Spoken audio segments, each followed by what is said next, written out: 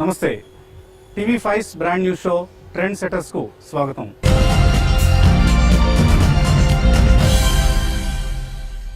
అందరూ నడిచే బాటలో కాకుండా తమదైన పంథాలో పయనిస్తూ విజయ బావుట ఎగరవేసేవారినే ట్రెండ్ సెటర్స్ అంటాం. అటువంటి ట్రెండ్ సెటర్స్ సక్సెస్ స్టోరీస్ ని మీ ముందుంచడమే ఈ కార్యక్రమం లక్ష్యం. Make in India, startup India, digital India, ఇవి ఇప్పుడు మన ప్రధాని మోడీ అలాగే ఎన్డీఏ ప్రభుత్వానికి పదే పదే వాడే పడికట్టు పదాలు.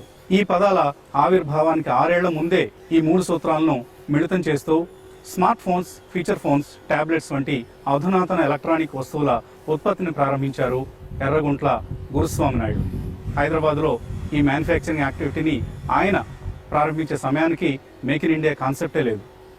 టెక్నాలజీ విషయంలో ఎటువంటి రాజీ పడకుండా సరసమైన ధరకే ఇటువంటి అధునాతన ఎలక్ట్రానిక్ ఉత్పత్తుల వస్తువుల్ని తయారు చేస్తున్న గురుస్వామి నాయుడు ఉత్పత్తులు ఇప్పుడు భారతదేశంలో మాత్రమే కాదు, సింగపూర్, దక్షిణాఫ్రికా, మలేషియా, ఇలా శ్రీలంక, ఇలా రకరకాల దేశవాసుల అభిమానాన్ని కూడా చూరగొన్న సెల్కాన్ బ్రాండ్ సృష్టికర్త మన గురుస్వామి నాయుడు.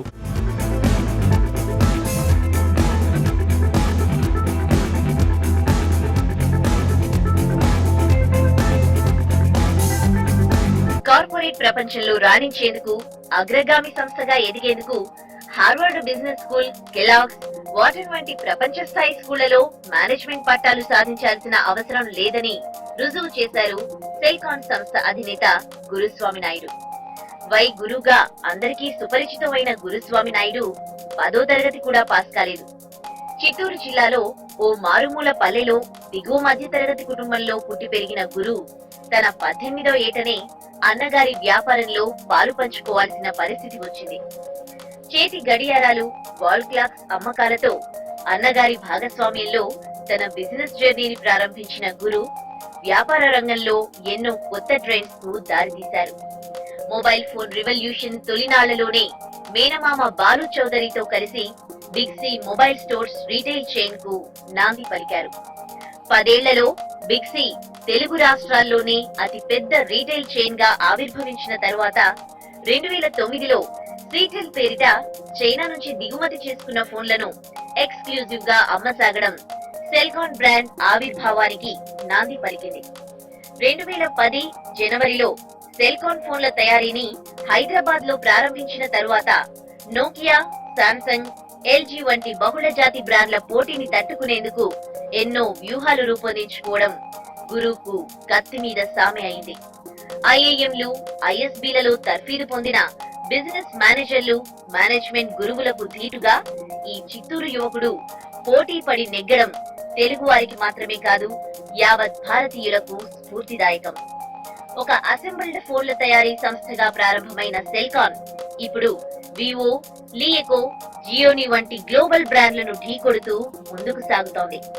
కేవలం 6 ఏళ్ల ప్రయాణంలోనే 800 కోట్ల రూపాయల దేశీయ టర్నోవర్, మరో 250 కోట్ల రూపాయల దిగుమతి ఆదాయం ఆర్జించడం గురు వ్యాపార పటిమను చాటుతోంది. అందుకే 2013లో TV5 బిజినెస్ లీడర్ అవార్డ్స్ లో ఎంటర్‌ప్రెన్యూర్ ఆఫ్ ది ఇయర్ గా నిలిచారు. Entrepreneur of the year Telugu తేజం వస్తున్నారు వై గురుస్వామి నాయుడు. అందరికీ తెలిసిన కంపెనీ ఇది సెల్కాన్ మొబైల్స్. నోకియా, శాంసంగ్ తర్వాత 3rd లార్జెస్ట్ బ్రాండ్ గా ఇండియాలో ప్రస్తుతం గుర్తింపు పొందింది. ఆంధ్రప్రదేశ్ లో నెంబర్ 1 బ్రాండ్ గా వెలుగొందుతున్న సెల్కాన్ సంస్థ ప్రమోటర్ వై గురుస్వామి నాయుడు. ప్రస్తుతం TV5 prestigious show trend setters కార్యక్రమంలో స్థానం దక్కించుకున్నారు. మరి ఈ ట్రెండ్ సెటర్ వ్యాపార రంగ ప్రవేశం ఎలా జరిగింది? శాంసంగ్, ఎల్జీ లాంటి మల్టీనేషనల్ బ్రాండ్స్ ను ఢీకొట్టే సత్తా, స్థైర్యం ఆయనకి ఎలా వచ్చింది? ఇవన్నీ గురుగారే మనకు వివరిస్తారు. So let's go and catch up with Guru Y Guruswamy Naidu.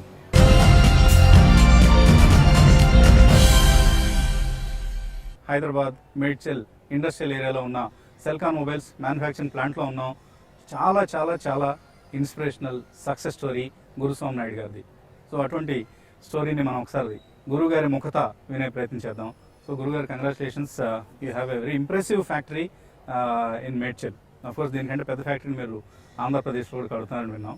అసలు ఈ సెల్కాన్ స్టోరీలోకి వెళ్లే ముందు మీ విద్యార్హతల గురించి తెలుసుకునే ప్రయత్నం చేశాను నేను ఇందాక. ఎటువంటి నామమాత్రపు విద్యార్హతలతో మీరు సెల్కాన్ లాంటి ఒక మెగా బ్రాండ్ని క్రియేట్ చేయడం అనేది మీకే సాధ్యపడింది. So first of all congrats for that. And ఎందుకని ఎడ్యుకేషన్ పట్ల మీరు ఎందుకు ఇంట్రెస్ట్ చూపించలేదు చిన్నప్పుడు? బేసిక్ నుంచి బిజినెస్లో దిగేసాం వాచ్ షాప్లకి. అంటే ఎందుకు చదువు అవ్వలేదా లేకపోతే మీకే ఇంట్రెస్ట్ లేదు? కొంత పరిస్థితుల కారణం అన్నీ కూడా ఉన్నాయి. సో ఫ్యామిలీ బ్యాక్గ్రౌండ్ ఏంటి? ఫాదర్ మదర్ ఏం చేస్తారు? ఫాదర్ వ్యవసాయం చేసేవాళ్ళు.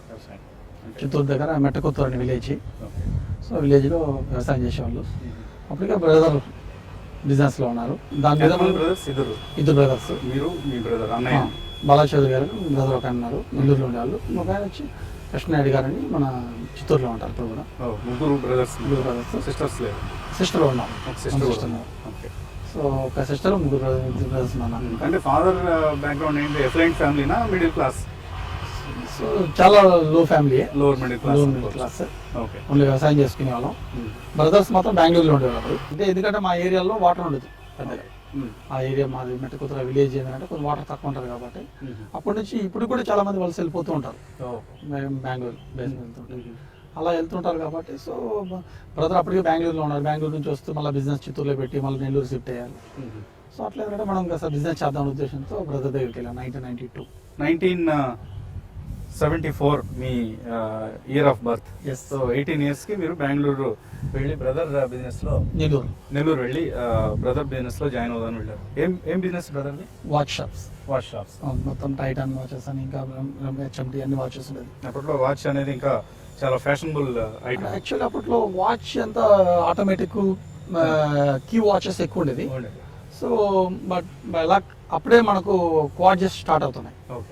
బ్యాటరీ వాచెస్ కి టైటాన్ టైమాక్స్ అప్పుడే స్టార్ట్ అవుతుంది. So that is also lightly change trend. ఎందుకంటే ఒక వాచ్ అప్పట్లో Titan watch before HMT watch, ఒక వాచ్ కొనాలంటే నెక్స్ట్ 10 years ఒక వాచ్ కొండ ఇంకా 10-15 years అదే వాచ్ ఉంటుంది. అది రిపేర్ కూడా రాదు, వాళ్ళకి ఏం రెవెన్యూస్ రాదు. ఇప్పుడు అట్లీస్ట్ ఎలక్ట్రానిక్ అయితే బ్యాటరీ రిప్లేస్మెంట్ చేసుకోవాలి, బట్ అది కూడా లేదు ఖర్చు. సో అంటే మీరు అప్పటి నుంచే ఒక ట్రెండ్ సెట్ చేస్తూ ప్రారంభించారు వ్యాపార. వాచెస్ లో మంచి ఆ రోజు కూడా బాగుండే వాళ్ళము. వాచెస్ బాగా లీడింగ్ వాచ్ సెల్లర్ నెల్లూరులో లీడింగ్ చేసాము. బ్రదర్ మేము కలిసి చేసేవాళ్ళం. సో 92లో వెళ్ళాను. 93లో ఇంకో షాప్ కూడా పెట్టాం. బ్రదర్ ఒక షాప్, మీరు ఒక షాప్. బట్ అన్ఫార్చునేట్గా ఒక దొంగతనం జరగడం, సో టెఫ్ట్ జరగడం అక్కడ బ్యాడ్ లక్. ఎందుకంటే అది పోలీస్ వాళ్ళు కొట్టొచ్చారు బ్యాక్ నుంచి, కంప్లీట్ తీసుకెళ్ళిపోయారు. ఏం లేదు అక్కడ. నైట్ మళ్ళీ జీరో వస్తుంది, మళ్ళీ 93 మళ్ళీ బిగినింగ్.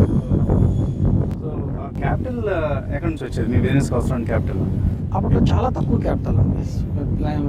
అందరు క్యాపిటల్ కంప్లీట్ ఒక 3-4 lakhsతో బిజినెస్ చేసేవాళ్ళం కదా. దాంట్లో మొన్న 3-4 lakhsలో ఒక కౌంటర్స్ తప్ప మొత్తం వెళ్ళిపోయినాయి బయట.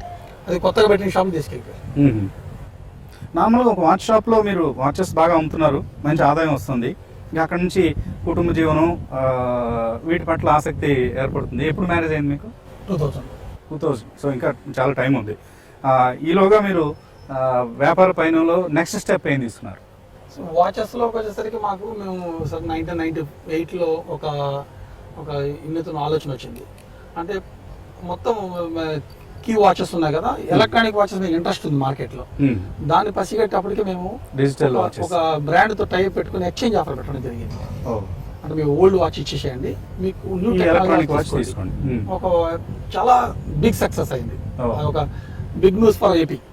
మరొక ట్రెండ్ సెట్ అయినప్పుడు. ఎందుకంటే విపరీతంగా వచ్చేసాయి. అంటే ఎంత వాచెస్ వచ్చాయంటే బ్యాక్ ఎక్కడెక్కడ ఉన్న వాచ్లు వచ్చాయి. బ్యాక్ కొత్త న్యూ వాచెస్ అమ్మడం మొదలు పెట్టాం ఒక న్యూ బ్రాండ్తో. సో అక్కడ మనకు చాలా ఎనర్జీ రావడం జరిగింది. అసలు ఇంత పబ్లిక్ లో ఇంత మార్చి ఎంత అవేర్నెస్ క్రియేట్ చేయగలిగామా అనేసి ఒక 2-3 పేపర్ యాడ్స్ ఇచ్చాం. సో మీ ఓల్డ్ వాచ్ తీసుకోండి, కొత్త వాచ్ కింద పే చేయండి చాలు అనేసి. That is a big change. Okay. So this is how innovators, trendsetters are born.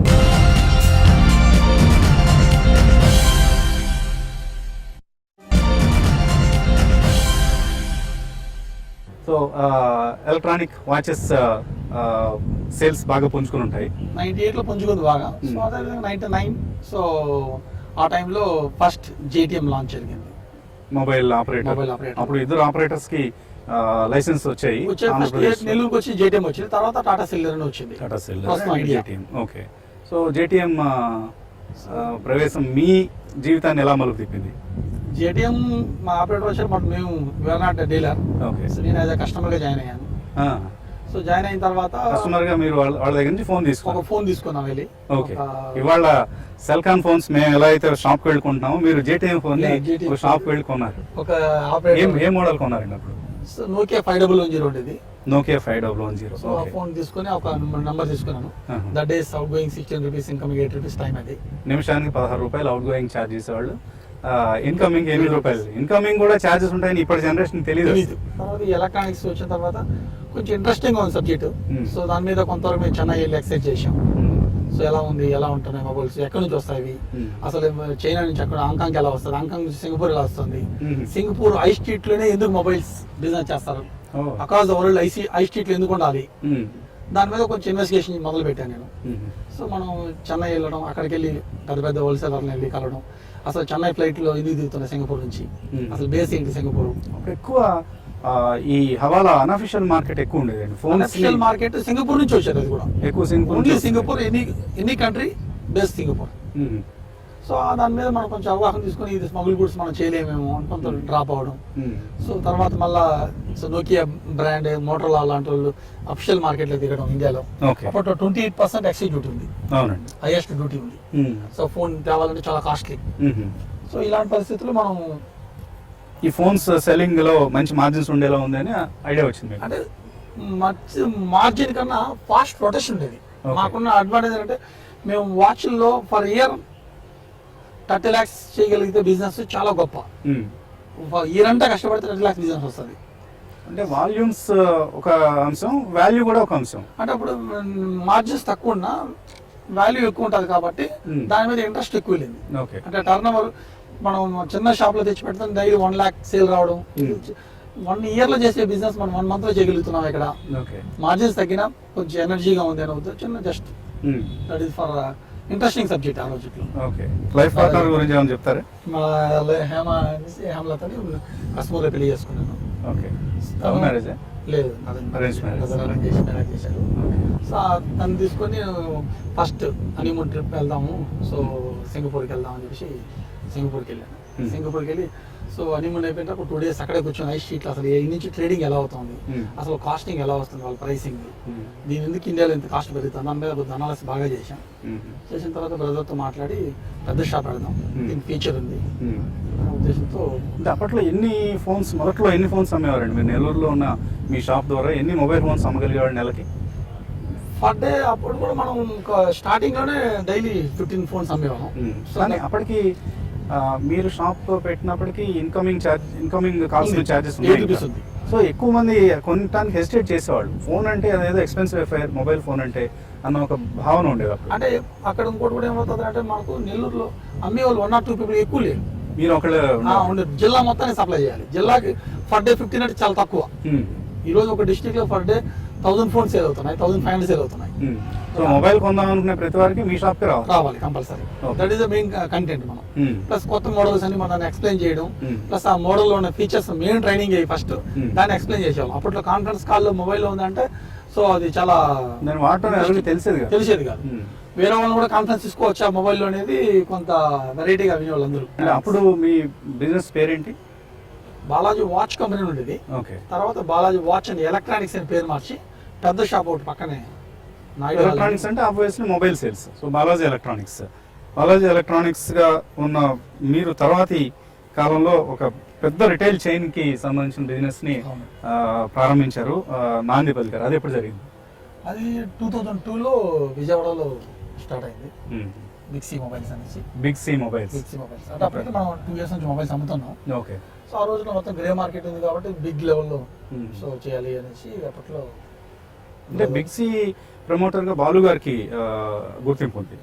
మిమ్మల్ని సెల్కాన్ కి అధినేతగా చూస్తారు, ఆయన బిగ్ సి కి అధినేతగా చూస్తారు. మీ ఇద్దరు ఎలాగా కలవడం జరిగింది? బ్రదర్ బాలు గారు ఇద్దరు కలిసి బిగ్ సి పెట్టారు. కలేష్ గారని ముగ్గురు ఉన్నారు. ఎందుకు విజయవాడని ఎంచుకున్నారు అప్పట్లో? నెల్లూరు కదా. నెల్లూరు మాకు ఉంది ఆల్రెడీ షాపు. ఓకే. సో పెద్ద షాప్ ఉంది, మాకు బిగ్ జరుగుతుంది. సో ఆ రోజు కంటెంట్ కూడా ఏంటంటే వేరే ఊర్లో ఎక్కడన్నా రీటైల్ స్టార్ట్ చేయాలి అంటే ఒక పార్ట్నర్ కావాలి కాబట్టి అక్కడ కైలాష్ గారితో ఆరోగ్యకి ఫ్రెండ్షిప్ ఉంది కాబట్టి, ప్లస్ వాల్ క్లాక్స్ లో బాలు గారి పార్ట్నర్ అంటే co distributor Ajanta wall clocks. So అలా అట్లా తీసుకున్నారు. So Ajanta wall clocks Balu గారు, బాలాజీ ఎలక్ట్రానిక్స్ అధినేత బాలాజీ చౌదరి అండ్ కైలాష్ లఖానీ. సో వీళ్ళ ముగ్గురు కలిసి స్టార్ట్ చేసిన బిగ్ సి ఆ తర్వాత వేవ్స్ క్రియేట్ చేసి 2002లో బిగ్ సి విజయవాడ ప్రారంభమైనప్పుడు మీ రోల్ ఎలా ఉండేది అందులో? మేము జస్ట్ ఒక 1 or 2 months వెళ్ళి స్టాఫ్ కంప్లీట్ ట్రైనింగ్ ప్రోగ్రామ్ ఎలా ఉంటుంది అసలు అవన్నీ డిస్కస్ చేసాము. ఏలూరు రోడ్ రామ మందిరం దగ్గర ప్రారంభమైంది మొదటి స్టోర్. దాని తర్వాత అది ఇంకా కంటిన్యూ కైలాష్ గారు మొత్తం అక్కడ ఆయన చూసుకున్నారు బ్రాంచ్ కంప్లీట్. బ్యాక్ టు మేము Nellore our business and BSNL distribution తీసుకున్నాను నేను. బిఎస్ఎన్ఎల్ కొద్దిగా లేట్ గా ఎంటర్ అయింది మొబైల్ మార్కెట్స్ లో. అప్పటిదాకా వాళ్ళు ల్యాండ్ ఫోన్స్ మీదే ల్యాండ్ లైన్స్ మీద ఎక్కువ దృష్టి సారించారు. 2003లో వాళ్ళు టెండర్ కాల్ఫర్ చేశారు. సో టెండర్ కాల్ఫర్ చేసి నెల్లూరుకి ఏజెన్సీ తీసుకున్నాను నేను ఫ్రాంచైజీ అప్పట్లో కూడా. యాక్చువల్ అప్పుడు నెల్లూరు జిఎం గారు సుబ్బారావు గారు ఒక పిలిచి ఇది ఫీచర్ చాలా బాగుంటుంది బిఎస్ఎన్ఎల్, మీరు ఎంటర్ అవ్వండి, మీరు మొబైల్ అమ్ముతున్నారు కదా అని చెప్పేసి. బిఎస్ఎన్ఎల్ ప్రీపెయిడ్ కార్డ్స్ బ్లాక్ లో అమ్మేవాళ్ళు మొదట్లో. అవునవును, ఫస్ట్ స్టార్టింగ్. బట్ మేము నెల్లూరులో మాత్రం సుబ్బారావు గారు మాట్లాడి జిఎం గారితో మేము కిలో బిట్ అమ్మేవాళ్ళం SIM cards. As per nominal rate, మామూలు as per government fixation rate అమ్మేవాళ్ళం, చాలా ఎక్కువ అమ్మేవాళ్ళం. అది కూడా 1 month లో స్టూడెంట్ ఆఫర్ అని చెప్పి 6000 నెంబర్స్ క్రియేట్ చేసి అది కూడా మేము హిస్టరీ క్రియేట్ చేసాం ఆ రోజు కూడా. దాన్ని కూడా కొంచెం ఇన్నోవేషన్ చేసాం. అంటే స్టూడెంట్ ఆఫర్ అని చెప్పి అన్ని కాలేజీల దగ్గర బ్యానర్లు కట్టి మీరు రెంట్ 99 రూపీస్కే మీకు రెంటల్ ఇస్తాం, అంటే మీరు 99 రూపీస్కి పర్ మంత్ రెంట్కే సిమ్ వస్తుందా అని ఈ రోజు కూడా ఆశ్చర్యమే. పోస్ట్ పెయిడ్ అది, పోస్ట్ పెయిడ్. బట్ 99 పే చేస్తే చాలు, ఇన్కమింగ్ ఫ్రీ వస్తుంది, అవుట్ గోయింగ్ చార్జ్. సో అలాంటి బిజినెస్ స్టార్ట్ చేసాం. సో అది నెక్స్ట్ 2006కి 5th shop big C brand తో తిరుపతిలో నేను ఓన్గా మొదలు పెట్టాను. అంటే మళ్ళీ మీ నేటివ్ డిస్ట్రిక్ట్ వెళ్ళారు మళ్ళీ 2006 లో వెళ్ళారు. 6 April 5th నాడు గాంధీ రోడ్ లో వెళ్ళి ఒక నా సొంతంగా ఒక షాప్ పెట్టాను. హైదరాబాద్ ఎప్పుడు వచ్చారు? 2006 జూన్. 2006 జూన్ లో బిగ్ సి స్టోర్. ఒక స్టోర్ బాలుగారు ఉంది అక్కడ అమీర్పేటలో. నాది నేను తిరుపతిలో ఉంది. పార్ట్నర్షిప్ లో విజయవాడలో ఉన్నాయి. అట్లా ఇండివిజువల్ గా ఉన్నాయి. సో ఇలా చేసుకుంటూ 2000 అంటే దీన్ని మొత్తాన్ని ఒక కార్పొరేటైజేషన్ ఇప్పుడు జరిగింది బిగ్ సి 2008 లో. 2008 ఆ తర్వాత నేను రాయలసీమ మొత్తం పెట్టాను. ఇంకా మన పవన్ అని గౌతమ్ రెడ్డి మీద పార్ట్నర్స్ తో నేను రాయలసీమ మొత్తం బిగ్ సి ఎక్స్పెండ్ చేయడం. ఆ తర్వాత బాలుగారు ఇవన్నీ ఇట్లా ఇండివిజువల్ గా చేయడం కరెక్ట్ గా లేదు. సో మనం మర్జింగ్ చేసి ఒక సింగిల్ కంపెనీ కోట్ చేద్దామని సో బిగ్ సి మొబైల్ తీసుకొని వచ్చి మొత్తం కంప్లీట్ కార్పొరేట్ మర్జింగ్ చేసుకోవచ్చు. మెజారిటీ స్టేక్ అప్పట్లో బాలుగారు, మా బాలుగారు ఆ తర్వాత నాది. ఓకే. సో మొబైల్ ఫోన్స్ అమ్మకాలు బాగానే నడుస్తూ ఉంటాయి. శాంసంగ్ అమ్ముతున్నారు, ఎల్జీ అమ్ముతున్నారు, మోటరోలా అమ్ముతున్నారు, ఎరిక్సన్ అమ్ముతున్నారు, ఇలా రకరకాల బ్రాండ్స్ అమ్ముతున్నారు. బట్ తర్వాత రోజుల్లో మీరే ఒక బ్రాండ్ తయారు చేయాలి అన్న ఒక ఐడియా ఎలా వచ్చింది? 2006 నుంచి కూడా కానీ 2008లో కూడా కంప్లీట్ కంపెనీ పీపుల్స్ అందరితో నేనే మాట్లాడేవాడిని. ఈ మొబైల్ మ్యానుఫ్యాక్చరర్స్ అందరితో. సామ్సంగ్, మోటరోలా, అప్పట్లో సోనీ ఎరిక్సన్ ఉండేది, సోనీ లేకుండా 2 కలర్ కమాండ్ ఉండేది. ప్లస్ నోకియా హైయెస్ట్ స్టేక్ ఉండేది, ఆ రోజు హైయెస్ట్ కాంట్రిబ్యూషన్ వాళ్ళదే ఉండేది మార్కెట్ షేర్. అసలు ఇప్పుడు నోకియా ఉందన్న విషయం కూడా మనం మర్చిపోయే పరిస్థితి వచ్చింది. సో ఆ రోజుట్లో మేము స్టార్ట్ చేసినప్పుడు 78%, 80% నోకియా. సో ఆ రోజుల్లో నోకియాలో లేని సామ్సంగ్ ఎలా ఉన్నాయి ఫీచర్స్, సోనీ ఎరిక్సన్ ఎలా ఉన్నాయి అవి ఎక్స్ప్లెయిన్ చేసి కస్టమర్స్ అవేర్నెస్ క్రియేట్ చేసాం మిక్సీలో. అంటే నోకియా అంటే బేసిక్స్ ఉంటాయి, వీటిలో చూడండి ఎక్కువ ఫీచర్స్ ఉన్నాయి. అంటే అప్పటికి స్మార్ట్ ఫోన్స్ రాలేదు కదా? స్మార్ట్ ఫోన్స్ లేవు, బట్ ఇన్నోవేషన్స్ ఫీచర్స్ ఉండేవి. సో నేను సోనీ ఎరిక్సన్ ఫోన్ ఆ రోజుల్లో ఐ థింక్ 2004 లో కొన్నాను. ఆ ఫోన్ లో రింగ్ టోన్స్ చాలా మెలోడియస్ గా ఉంటాయి. వాటి కోసం సోనీ ఎరిక్సన్ అంటే మ్యూజిక్ ఫోన్, సామ్సంగ్ ఫోన్ అంటే ఇన్నోవేషన్ ఆప్షన్స్, నోకియా అంటే యూజర్ ఫ్రెండ్లీ, బ్లాక్బెర్రీ అంటే బిజినెస్ పర్సన్. అట్లా ఒక పార్ట్స్ లా డివైడ్ చేసి సో కౌంటర్ లో కూడా ఒక ఎగ్జిక్యూటివ్ మనం ఒక బ్లాక్బెర్రీ మీద వాళ్ళని ట్రైనింగ్ ఇచ్చి పెట్టేవాళ్ళం. అట్లా మేము మాట్లాడుతున్నాం. సో ఇలా మాట్లాడుతున్నప్పుడు ఒక dual SIM brands cool pad లాంటివి కొంతమంది వచ్చి మమ్మల్ని కలవడం. దాంట్లో ఆ రోజు మాకు నోకియా ఫోన్ అమ్మితే 50 రూపీస్ 20 రూపీస్ చాలా తక్కువ లో మార్జిన్ వచ్చేది. చాలా ట్రబుల్స్ ఫేస్ చేస్తున్నాం ఇండియా మొత్తం మొబైల్ ఫీల్డ్, ఎందుకంటే మార్జిన్స్ చాలా తక్కువ కాబట్టి. ఒక ఫోన్ అమ్మితే జస్ట్ 20 రూపాయలు వచ్చేది, 20 రూపీస్ 50 రూపీస్ మార్జిన్ వచ్చేది ఆ పీరియడ్ లో, ఎందుకంటే మార్జిన్స్ చాలా తక్కువ. సో దానికి మనం 1 year సర్వీస్ ఇవ్వాలి, వారంటీ. ఆ రోజు సర్వీస్ సెంటర్ పోయి అవేర్నెస్ కూడా లేదు కస్టమర్కి, మేము ఎక్స్ప్లెయిన్ చేయాలి సర్వీస్ సెంటర్కి వెళ్ళి, మేము మనిషిని పెట్టాలి వెళ్ళి. సో అలాంటి చేస్తున్నప్పుడు ఒక ఐడియా వచ్చింది, డ్యూయల్ సిమ్స్ వస్తున్నాయి కొత్తగా. ప్లస్ ఆ రోజుల్లో మీకు డోకోమా వీళ్ళందరూ ఏంటంటే ఒక సిమ్ కార్డు ఫ్రీ ఇవ్వడం మొదలు పెట్టారు. సో మార్కెట్ కాంపిటీషన్ ఆపరేటర్లో వచ్చింది. ఆపరేటర్ ఎప్పుడైతే పైసా ఇస్తున్నారో, సో ఇద్దరే ఆపరేటర్ ఉన్న పరిస్థితి నుంచి మల్టిపుల్ ఆపరేటర్స్ వచ్చారు. మల్టిపుల్ ఆపరేటర్ వచ్చారు. So Vodafone and Airtel idea ఉన్నారు. ఫోర్త్ ఆపరేటర్గా డొకామో వచ్చింది. ఆ పాటి బిఎస్ఎన్ఎల్ ఉంది. ఓకే, 5 ఆపరేటర్లు అయ్యారు మన ఆంధ్రప్రదేశ్లో. అప్పట్లో 2 ఆపరేటర్లు, జేటీఎం ఆర్ ఎయిర్టెల్ అండ్ బిఎస్ఎన్ఎల్ ఉండేది. సో ఇలా వచ్చినప్పుడు మనకి ఏంటంటే ఈ డొకామో పైసాకి 1 సెకండ్ 1 పైసా ఉన్నప్పుడు ప్రతి ఒక్కరు కస్టమర్ సెకండ్ సిమ్ కోసం ఇంట్రెస్ట్ చూపించారు. ట్రూ. సో ఆ రోజుల్లో నోకియా వాళ్ళందరూ కూడా మిగతా బ్రాండ్స్, ఇంటర్నేషనల్ బ్రాండ్స్ అందరూ కూడా ఇది ఎక్కువ రోజులు ఉండదు అనుకున్నారు. బట్ డ్యూయల్ సిమ్ అనేది దాన్ని ఒక ఐడెంటిఫై చేసాం. ఈ కస్టమర్ సెకండ్ సిమ్ కావాలి అని ఐడెంటిఫై చేసాం. ఆ రోజు సెకండ్ సిమ్ అంటే ఎక్కడ తయారు చేస్తారు? చైనాలో. సో ఒకసారి చైనా మీద అవేర్నెస్ ఎలా ఉంది అవేర్నెస్ అక్కడ అని చెప్పి వెళ్తే మార్కెట్ అప్పటికి మొత్తం డ్యూయల్ సిమ్ ఉంది అక్కడ. ఓకే. సో అక్కడికి వెళ్ళి ఇంకా ఓన్ బ్రాండ్ ఒకటి తెచ్చుకున్నాం. ఓన్లీ మన అవుట్లెట్లో మాత్రమే అమ్మేవాము. ఫర్ మంత్ చైనా నుంచి ఒక బ్రాండ్ ని, ఒక మొబైల్ మేకింగ్ బ్రాండ్ ని తయారు ఇక్కడ ఇంపోర్ట్ చేస్తారు. ఏ బ్రాండ్ అది? సీటెల్ అని సీటెల్ ఒక బ్రాండ్ ఇంపోర్ట్ చేసాం. సో ఆ బ్రాండ్ ఇంపోర్ట్ చేసి మనం ఓన్లీ బిగ్సీ అవుట్లెట్లో. చైనీస్ బ్రాండ్ అది? చైనీస్ బ్రాండ్ కాదు, మనమే ఆ లోగో స్టార్ట్ చేసాం. ఒక చైనా వెండర్ దగ్గరికి వెళ్ళి మనకు కావాల్సిన స్పెసిఫికేషన్స్ చెప్పి మనం తయారు చేయించుకోవాలి. Seattle was a popular dual SIM phone అప్పట్లో. అప్పుడు దాకా సింగిల్ సిమ్ తో కొనుక్కున్నారు అందరు కీప్యాడ్ ఫోన్స్. ఆ డ్యూయల్ సిమ్ దాదాపు ఆ ప్రైస్ కంటే తక్కువ 50% రేట్. నోకియాలో డ్యూయల్ సిమ్ ఉండేవి కాదు, లేదు, చాలా కాలం పాటు. సో నోకియా ఫెయిల్యూర్స్ కి చాలా కారణాలు ఉన్నాయి. ఇటువంటి 4 విజన్ లేకపోవడం, ముందు చూపు లేకపోవడం వాళ్ళకి ఒక డిసడ్వాంటేజ్. వాళ్ళు యాక్చువల్లీ ఇది ఒక ఆపరేటర్ వల్ల జరిగింది అనుకున్నారు. బట్ మేము ఏంటంటే చైనాలో కూడా చూసాం కాబట్టి లేదు డ్యూయల్ సిమ్ మార్కెట్ ఉంది ఫీచర్ అనేది మనం అనలైజ్ చేయగలిగాం. సో వాళ్ళు డిఫరెంట్ R&D వాళ్ళు డిఫరెంట్ కాబట్టి కామెంట్. సో ఇవాళ ఆ కంపెనీ మూతపడిపోయి మైక్రోసాఫ్ట్ అమ్మేసుకోవాల్సిన పరిస్థితి చూసాం మనం నోకియాకి సంబంధించి. అలాగే ఒక చాలా ఇంప్రెసివ్ ఫ్యాక్టరీని మీరు ఇక్కడ ఏర్పాటు చేయడం జరిగింది హైదరాబాద్ మేడ్చల్ ఇండస్ట్రియల్ ఏరియాలో. ఫ్యాక్టరీ లోపలికి వెళ్ళి సెల్కాన్, అసలు సెల్కాన్ అంటే ఏంటి అనేది మా ప్రేక్షకులకి వివరించే ప్రయత్నించాలి.